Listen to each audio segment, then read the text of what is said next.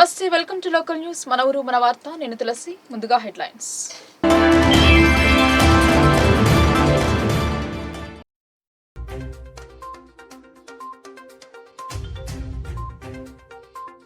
నాణ్యమైన నగల పేరిట ఆకర్షణీయమైన ప్రకటనలు.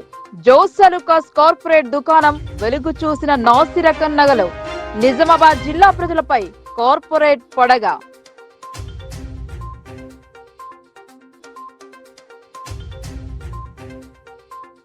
నగరంలో ఘనంగా బైసకి వేడుకలు. సంకీర్తనలు చేసిన సిక్కులు. విశిష్టతను వివరించిన గురువులు.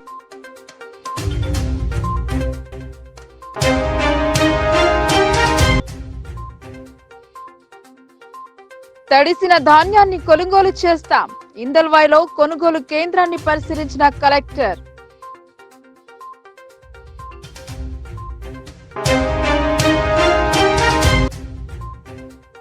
పార్లమెంట్ ఎన్నికల అనంతరం కేటీఆర్ జైలుకు పోవడం ఖాయం. మీడియా సమావేశంలో ప్రభుత్వ సలహాదారుడు షబ్బీర్ అలీ స్పష్టం.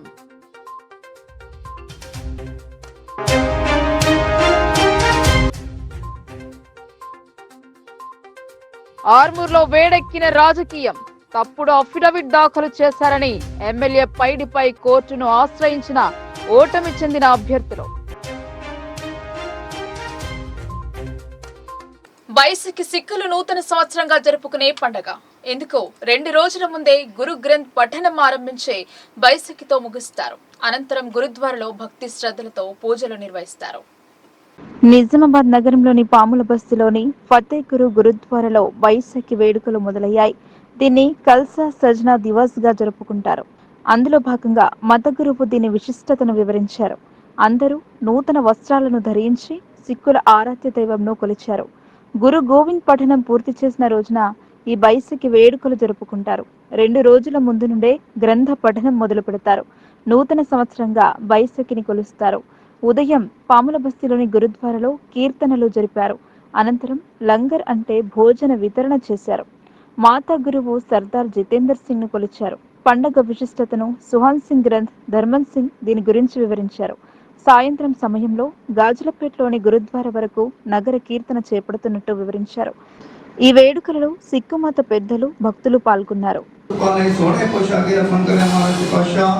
जिन्ना जिन्ना गुरमुख परिवार वन सेवा की जाने ग्रह विश्व शांति चढ़ती कला दाद बख्शने ग्रह रूपता दाद बख्शने अंगीकार करने कार्य राज करने हर में दान दे करने समाज की वादे बख्शने गुर सिखी वाला जीवन बख्शना परिवार आते संताते आपस में मेल मिला प्रेम प्यार देवता बख्शना जी महाराज समावर सिख संगत पासो आप जिधर जोर कड़ा प्रसादियां देखा लंगर प्रसाद तेल फूल बेटा हाजिर हमारे बादशाह आप जी प्रमाण करो आप जिन्हों प्रवान हुआ श्री प्रसाद साथ संगतों मिले जो जी छके सदाई आप जिदा पवित्र नाम सतनाम श्री वाहिगुरु वाहिगुरु वाहिगुरु आप जी कृपा करके हुक्मनाम में बख्श के दखाइयां संगतानो नदरी नदरी हाल करो जी महाराज बैठे कदे ना होए जिनकी अरदास दास की खालसा वाहिगुरु जी की फतेह। आप सभी को और समुचे खालसा पंथ को आज जो 325वां खालसा सृजना दिवस है उसके बेअंत बधाइयाँ आप सभी को। ये जो प्रथा है गुरु गोविंद सिंह महाराज ने 1699 में जब सिंहों ने बेनती की कि महाराज हमको भी एक वखरा पंथ चाहिए, तो महाराज ने उस वेले ये ज़रूरी जाना है कि खालसा पंथ में सजाऊं, एक आइडेंटिटी दूं खालसा को। तो उस वेले गुरु गोविंद सिंह महाराज ने आज का जो पावन दिन है आज ही के दिन महाराज ने अमृत छकाने की जो परंपरा है वो शुरू की थी, जिसको अंग्रेज़ी में हम बैप्टाइज बोल देते हैं। तो वो प्रथा जो खालसा पंथ में है महाराज ने आज के दिन वो शुरू कर दी थी। और ये जो प्रथा है तब से लेकर आज तक खालसा पंथ बड़ी धूमधाम से मनाता हुआ आ रहा है। आज ये जो प्रोग्राम है, ये जो गुरुपुरब है बैसाखी का, गुरुद्वारा साहिब फतेहगढ़ में यहाँ सुभाष नगर में हम सभी निज़ामाबाद की संगत यहाँ पर बड़े धूमधाम से बनाते हैं। तो ये जो प्रोग्राम है सवेरे ये लगभग 3 दिन का प्रोग्राम होता है। अखंड पाठ साहब आरंभ होते हैं और आज समाप्ति होती है, जिसके उपरंत जिसके समाप्ति के बाद यहाँ पर भजन होते हैं। और इसी संदर्भ में शाम को एक नगर कीर्तन रैली के रूप में गुरु महाराज को ये गुरुद्वारे से लेकर वाहिगुरु जी की फतेह। आज बैसाखी का त्यौहार पूरे विश्व में मनाया जाता है।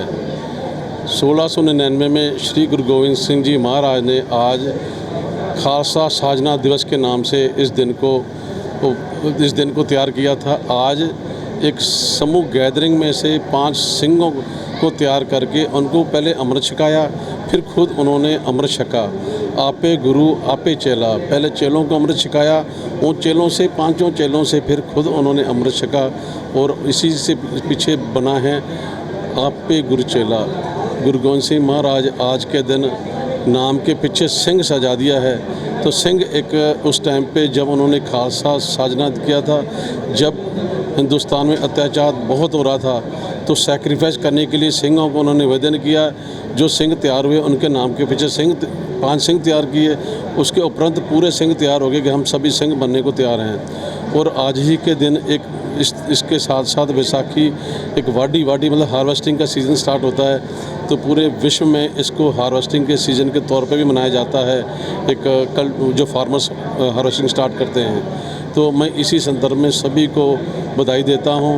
और आज शाम में नगर कीर्तन में आप सबको आमंत्रित करता हूं कि नगर कीर्तन में आके गुरु घर की खुशियां प्राप्त। అకాల వర్షం అన్నదాతల పాలిట శాపంగా మారింది. వర్షం కురవడంతో వరి కొనుగోలు కేంద్రం వద్ద నిల్వ ఉన్న ధాన్యం తడిసింది.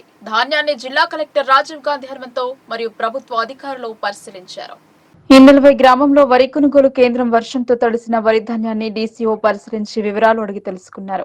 జిల్లా కలెక్టర్ రాజీవ్ గాంధీ హనుమంతో additional collector Kiran Kumar, DCO Srinivasarao, DSO Chandraprakash, MRO Venkatarao, society chairman Govardhan Reddy, CO Ratan పాల్గొని కలెక్టర్ కు వరి ధాన్యం వర్షంతో తడిసిపోయిన వివరాలను అధికారులు వివరించారు.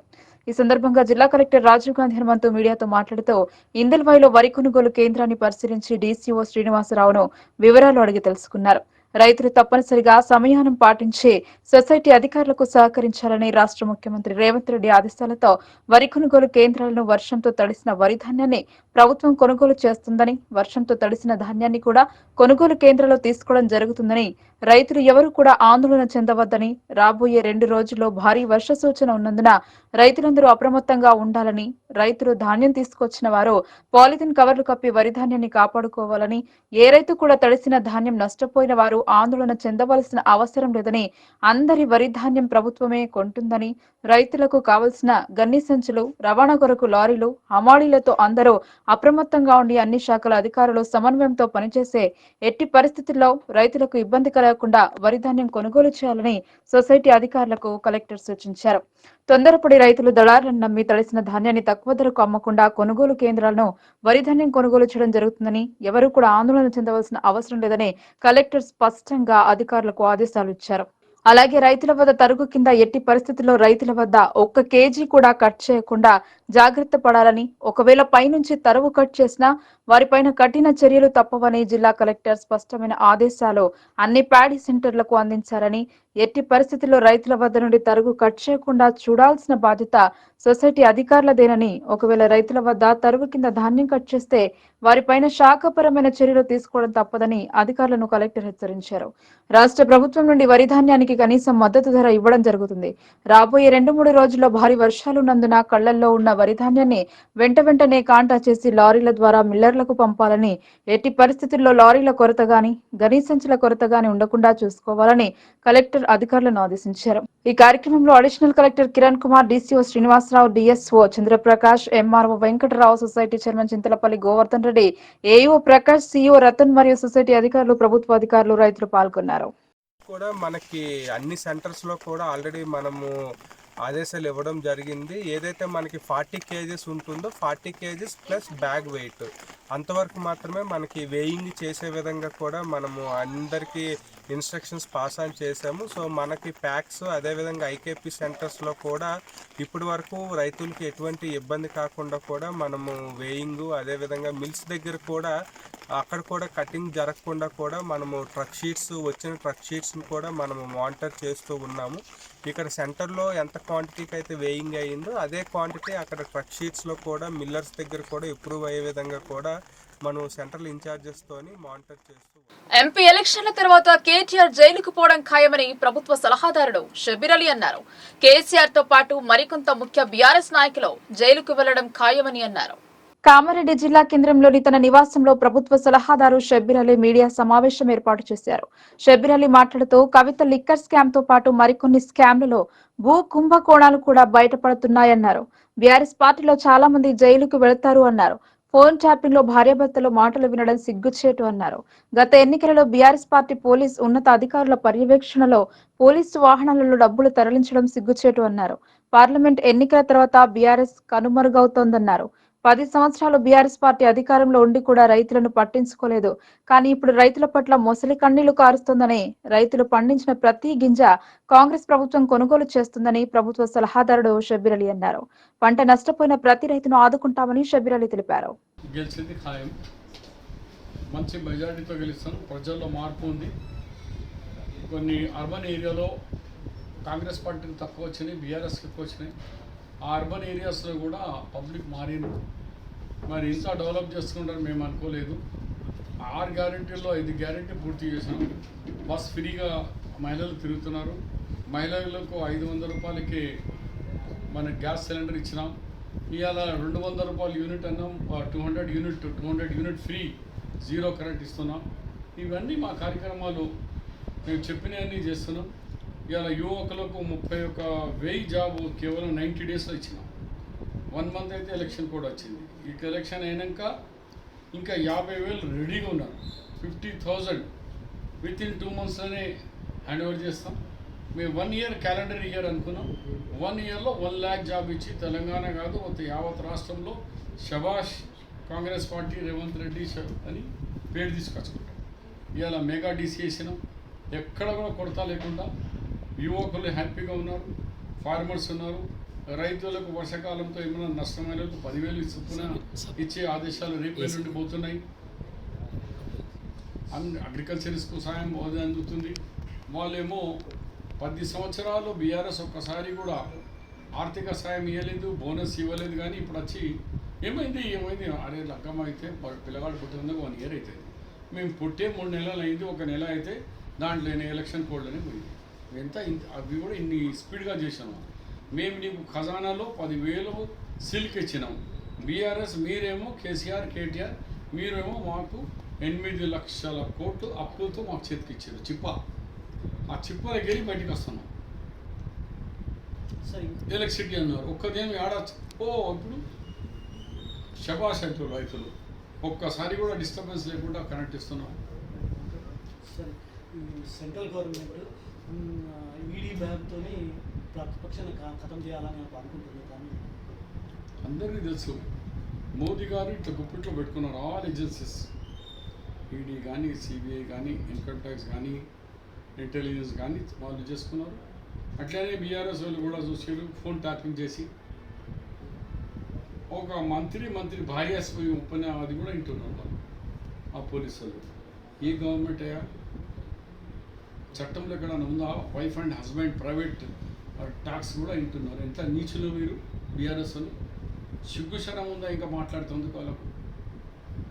ఫోన్ ట్యాపింగ్లో తర్వాత పోలీసులు ఒప్పుకున్నారు.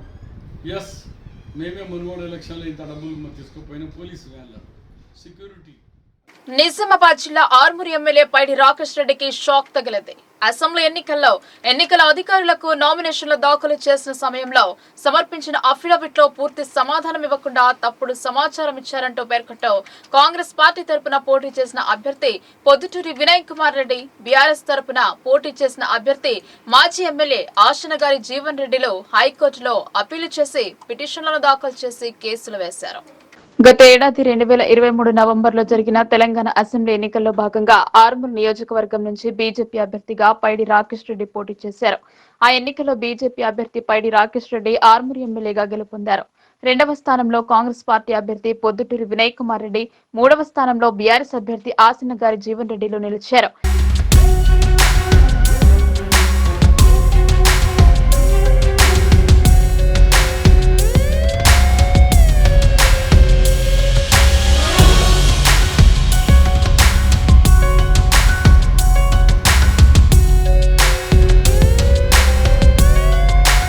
ఎన్నికల నామినేషన్ లో దాఖలు చేసిన అఫిడవిట్ లో ఆర్మూర్ ఎమ్మెల్యే పైడి రాకేష్ రెడ్డి తప్పుడు సమాచారం ఇచ్చారంటూ కాంగ్రెస్ నాయకుడు అప్పటి అసెంబ్లీ ఎన్నికల్లో ఆ పార్టీ అభ్యర్థి ప్రొద్దుటూరి వినయ్ రెడ్డి హైకోర్టులో పిటిషన్ దాఖలు చేశారు. రాకేష్ రెడ్డిపై దాఖలు చేసిన అఫిడవిట్ లో ఆస్తుల విలువను తక్కువ చేసి చూపించారని, హైదరాబాద్ లోని వ్యవసాయ క్షేత్రంలో నిర్మించిన గోడౌన్ గురించి అఫిడవిట్ లో ప్రస్తావించలేదని తెలిపారు.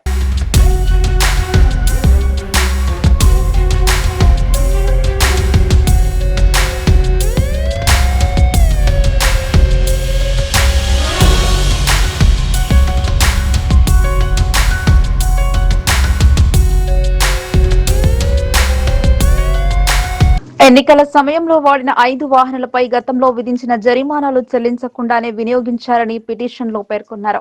బీఆర్ఎస్ అభ్యర్థి మాజీ ఎమ్మెల్యే ఆశనగర్ జీవన్ రెడ్డి హైకోర్టులో బీజేపీ ఎమ్మెల్యే రాకేష్ రెడ్డిపై ఇంకొక అప్పీల్ వేసి పిటిషన్ వేశారు. ఎన్నికల అధికారులకు ఇచ్చిన అఫిడవిట్ లో కేసుల విషయం చూపలేదని జీవన్ రెడ్డి హైకోర్టును ఆశ్రయించినట్లు తెలిసింది. ఆర్మూర్ ఎమ్మెల్యే పైడి రాకేష్ రెడ్డిపై పోటీ చేసి ఓటమి చెందిన కాంగ్రెస్, బీఆర్ఎస్ పార్టీ ఎమ్మెల్యే అభ్యర్థులు ప్రొద్దుటూరి వినయ్ రెడ్డి, ఆశనగారి జీవన్ రెడ్డిలు వేరువేరుగా హైకోర్టులో పిటిషన్ దాఖలు చేసి కేసులు వేయడం ఆర్మూర్లో చర్చనీయాంశమైంది. ఈ రెండు పార్టీల ఇద్దరు నాయకులు ప్రస్తుత ఆర్మూర్ ఎమ్మెల్యే పైడి రాకేష్ రెడ్డిపై హైకోర్టులో పిటిషన్లు వేయడం గురించి ఆర్మూర్ ప్రాంతంలో హాట్ టాపిక్ గా మారింది. ఈ ఇరువురు నాయకులు దాఖలు చేసిన పిటిషన్లపై హైకోర్టు ఎలాంటి ఉత్తర్వులు ఇవ్వనుందో అనేది తీవ్ర ఉత్కంఠ రేపుతోంది.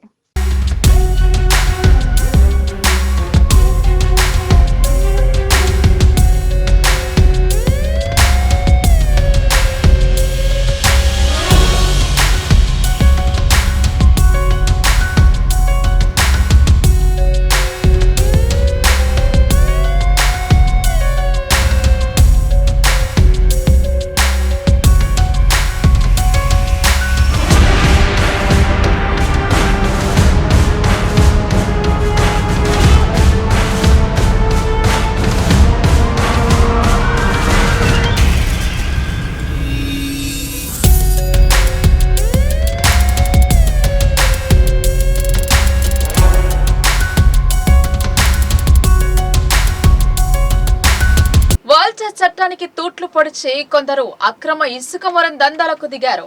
ప్రస్తుతం నిజామాబాద్ జిల్లాలో హాట్ టాపిక్ గా మారింది. గత 10 సంవత్సరాల కాలంలో గుట్టలను కుల్లబడిచారు. వాగులు, వంకల్లో ఇసుకను ఎడాపెడా తవ్వకాలు చేసి తరలించి సొమ్ము చేసుకున్నారు.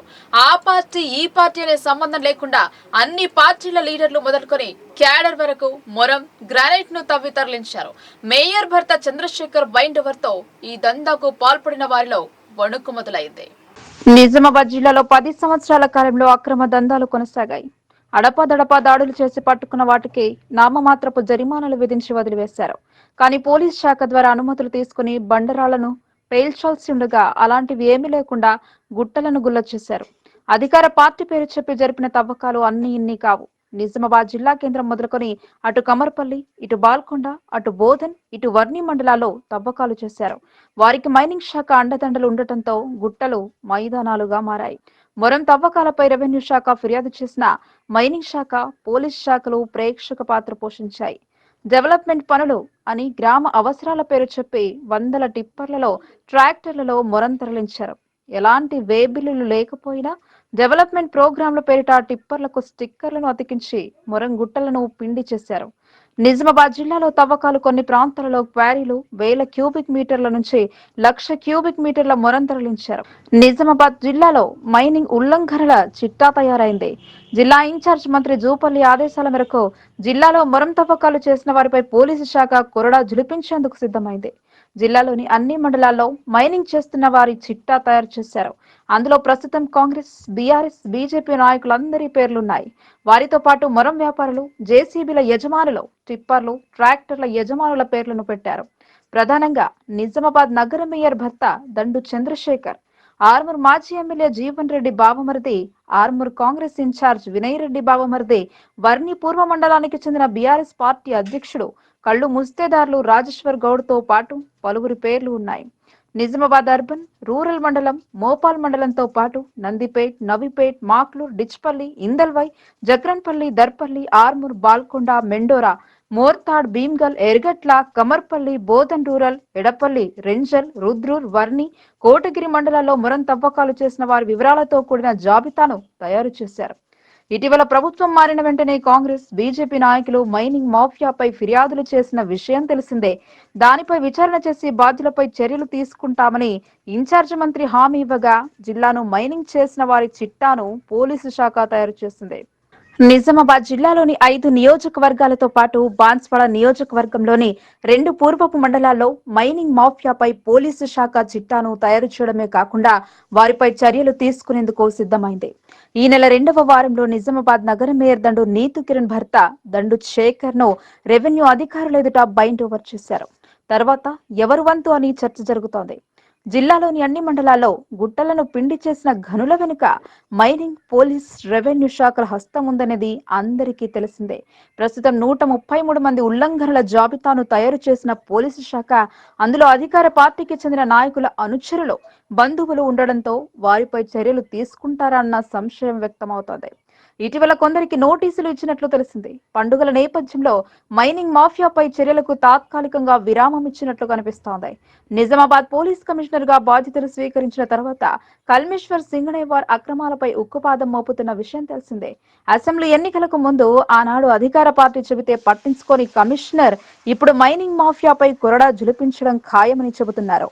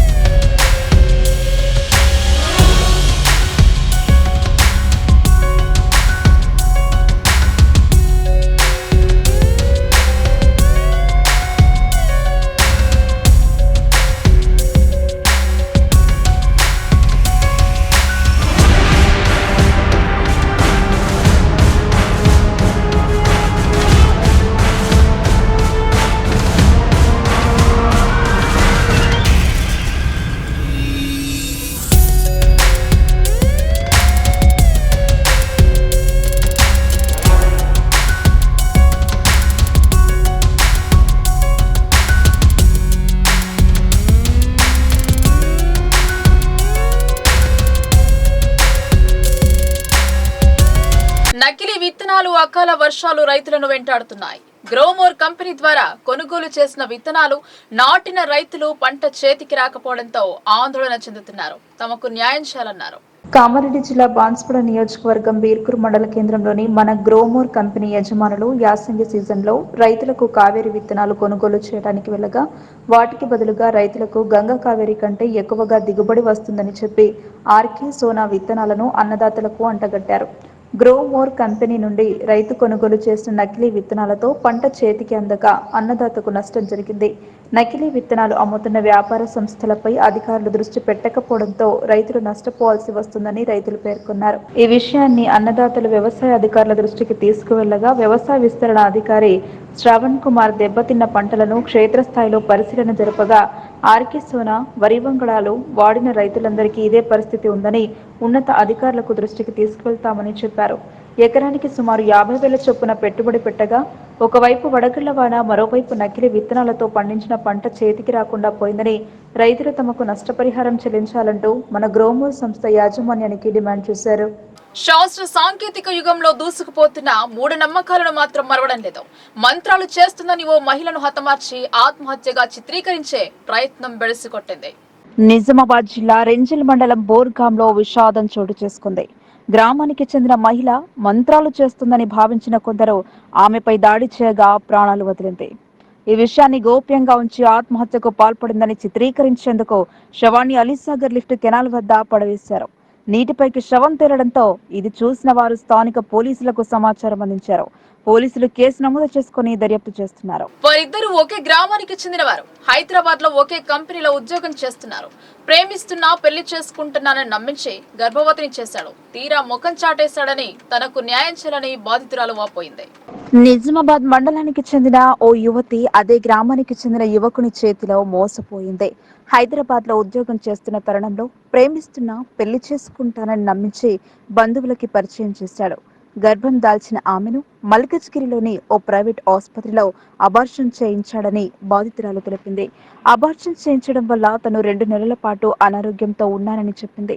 తీరా కలిసి పెళ్లి చేసుకోమంటే బూతు మాటలతో పాటు కులం పేరుతో దూషించారని మీడియా సమావేశంలో తెలిపింది. తనకు న్యాయం చేయాలని బాధితురాలు కోరింది. బాధితురాలికి అండగా బహుజన్ లెఫ్ట్ మహిళా రాష్ట్ర కన్వీనర్ సబ్బని లతా నిలిచారు. విఘ్నేశ్వరి, మా డాడీ నేమ్ వచ్చేసి మాదస్తు భూమయ్య. నేను దీపక్ అనే వ్యక్తి ఇంతకాలం పరిచయంలో లవ్గా మారి లవ్ నుంచి మ్యారేజ్ చేసుకుని బల్కంపేట ఎల్లమ్మ దగ్గరికి వెళ్ళి మేము మ్యారేజ్ చేసుకున్నాము. దాని తర్వాత నాకు ప్రెగ్నెన్సీ కన్ఫర్మ్ అయ్యింది. వాళ్ళ అక్క వాళ్ళకి వాళ్ళ ఫ్యామిలీ అందరికీ చెప్పి వాళ్ళు హైదరాబాద్ వచ్చి నాకు అబార్షన్ చేయించడం జరిగింది. దాని పేరుతో ఇప్పుడు మీరు కులం తక్కువ వాళ్ళు నాకు వద్దు అని అబ్బాయి నన్ను వేధిస్తూ అసలు నా దగ్గరికి రావట్లేదు, నాతో మాట్లాడకుండా వాళ్ళ ఫ్యామిలీ దగ్గరికి వచ్చేసి అసలు నువ్వెవరో నాకు తెలియదు అన్నట్టు మాట్లాడుతున్నాడు. పోలీస్ స్టేషన్లో నేను కేసు వేసాను. ఏప్రిల్ 2 రోజు నేను కేసు ఇచ్చాను. బట్ ఈ రోజుకి 13 డేస్ అవుతుంది. ఇంకా అసలు పోలీస్ వాళ్ళు కూడా ఏం రెస్పాన్స్ అవ్వట్లేదు. అబ్బాయి పైన అసలు ఏ చర్యలు కూడా తీసుకోవట్లేదు. మేము వెళ్ళినా కానీ మమ్మల్ని పట్టించుకోవట్లేదు స్టేషన్లో.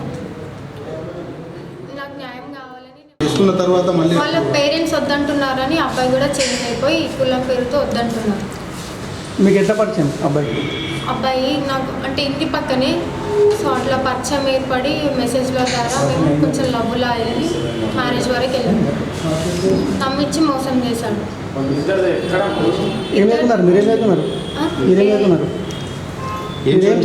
డిగ్రీ ఇద్దరం లేదు. అతను హైదరాబాద్లో డిగ్రీ చేశాడు, నేను నిజామాబాద్లో డిగ్రీ చేశాను. బట్ అపోలో ఎంప్లాయీగా ఇద్దరం సేమ్ జాబ్ చేస్తున్నాము, ఒకటే ఫార్మసీలో చేస్తున్నాము. అబార్షన్ జనవరిలో అయ్యింది. నేను తీయించను అని అంటే వాళ్ళ ఫ్యామిలీ వాళ్ళు వచ్చి నా పైన దాడి చేయడం జరిగింది. ఇప్పుడే వద్దు నీకు మళ్ళీ మ్యారేజ్ చేస్తాం తీసేయని వాళ్ళు నాతో బాగా ఇబ్బంది చేసి నాకు ప్రెగ్నెన్సీ అనేది తీయించేశారు. మా పేరెంట్స్కి నేనేం చెప్పలేదు. మా పేరెంట్స్కి అసలు ఏం తెలియదు. వాళ్ళ పేరెంట్స్కి అన్నీ తెలుసు. వాళ్ళ పేరెంట్స్ నాతో మాట్లాడారు. హైదరాబాద్లో అంటే ఇద్దరం హాస్టల్స్లో ఉండే, బట్ కొన్ని రోజుల పాటు ఒక రూమ్లో ఉండే. మా అమ్మ నాన్న ఉన్నారు, మా మమ్మీ ఉంది పక్కన. ఇప్పుడు కేసు వేసాము, బట్ వాళ్ళు ఏం రెస్పాన్స్ ఇవ్వట్లేదు.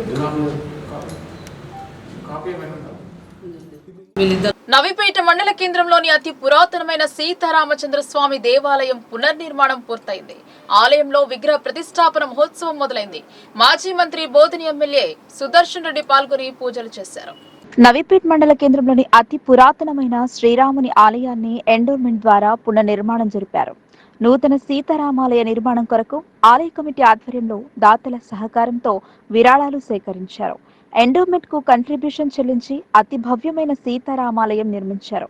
3 రోజుల నుండి విగ్రహ యంత్ర ధ్వజ శిఖర ప్రతిష్టాపన మహోత్సవాలను నిర్వహిస్తున్నారు. శనివారం రోజున విగ్రహ ప్రతిష్టాపన నిర్వహించారు మరియు భక్తులకు అన్నదాన కార్యక్రమం నిర్వహించారు.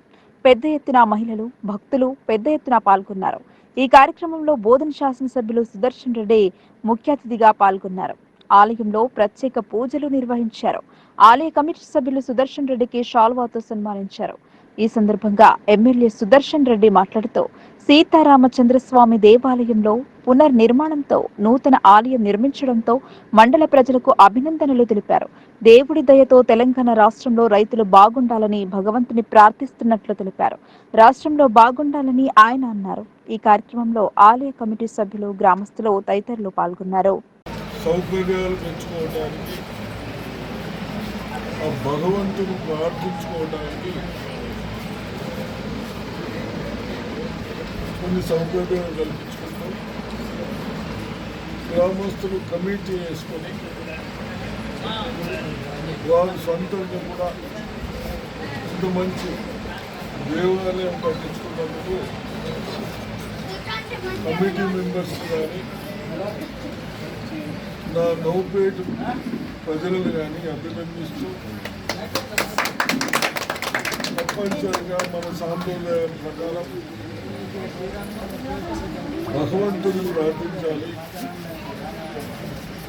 మనకు అన్ని పంటలు మంచి పండాలి, వర్షాలు బాగుండాలి,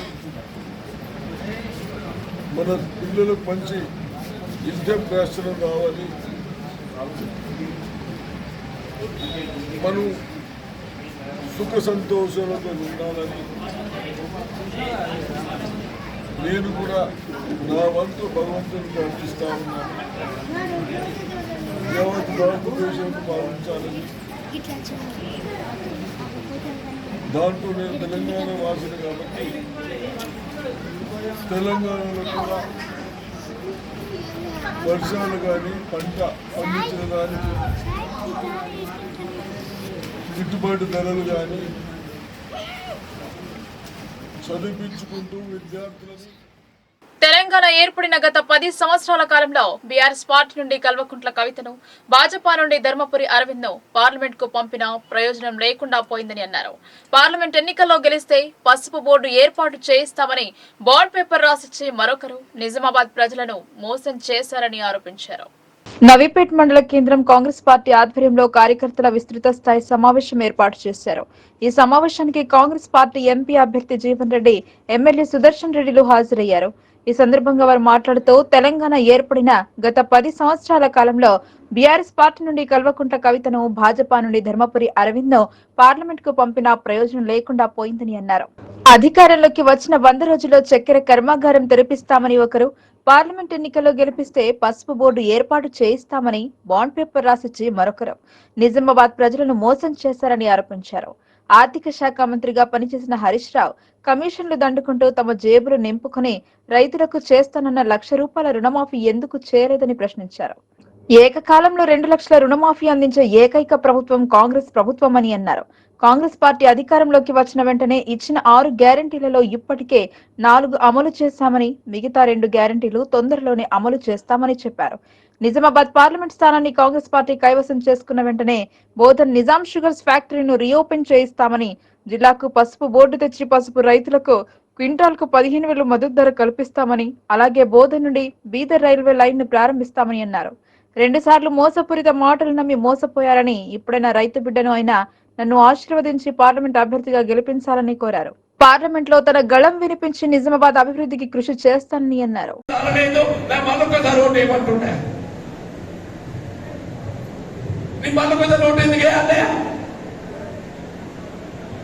నీ మెడిసిన్ ఎక్స్పైర్ అయిపోయింది, నీ పదవీ కాలం ముగిసిపోయింది, అరవింద్ గారి యొక్క పదవీ కాలం ఎక్స్పైర్ అయిపోయింది. రేపు రాబోయే పార్లమెంట్ ఏదైతుందో నిజామాబాద్ పార్లమెంట్ నియోజకవర్గం ఇందూర్ గడ్డ మీద కాంగ్రెస్ పార్టీ జెండా ఎగరబోతుందని చెప్పంటున్నాను.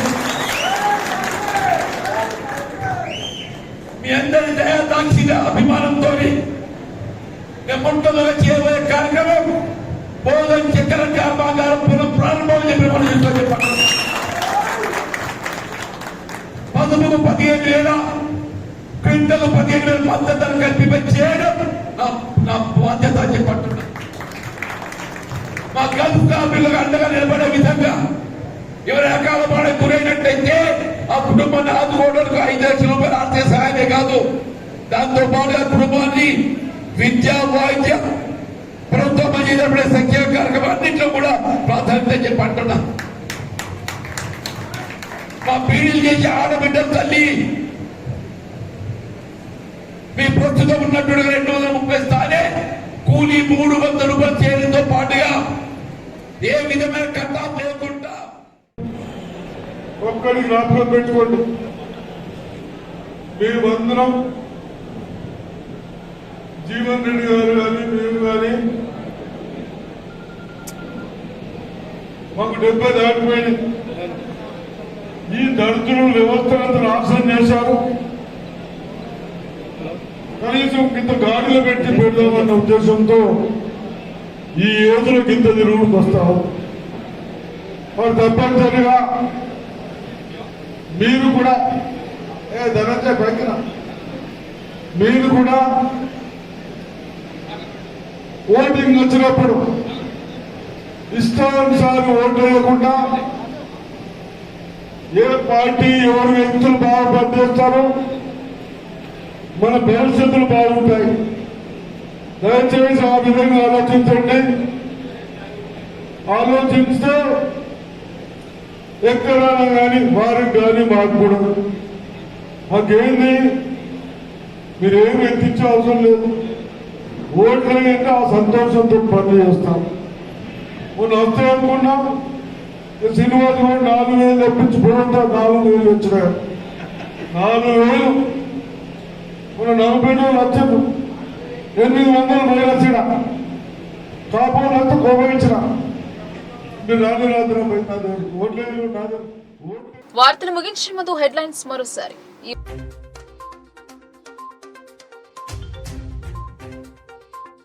నాణ్యమైన నగల పేరిట ఆకర్షణీయమైన ప్రకటనలు. జోస్ అలుకాస్ కార్పొరేట్ దుకాణం వెలుగు చూసిన నాసి రకం నగలు. నిజామాబాద్ జిల్లా ప్రజలపై కార్పొరేట్ పడగ.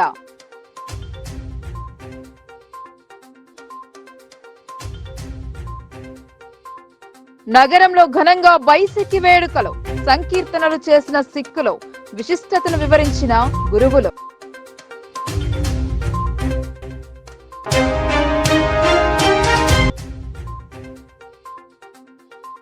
తడిసిన ధాన్యాన్ని కొనుగోలు చేస్తాం.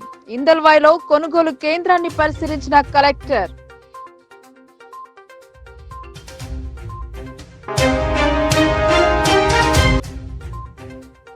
పార్లమెంట్ ఎన్నికల అనంతరం కేటీఆర్ జైలుకు పోవడం ఖాయం. మీడియా సమావేశంలో ప్రభుత్వ సలహాదారుడు షబ్బీర్ అలీ స్పష్టం.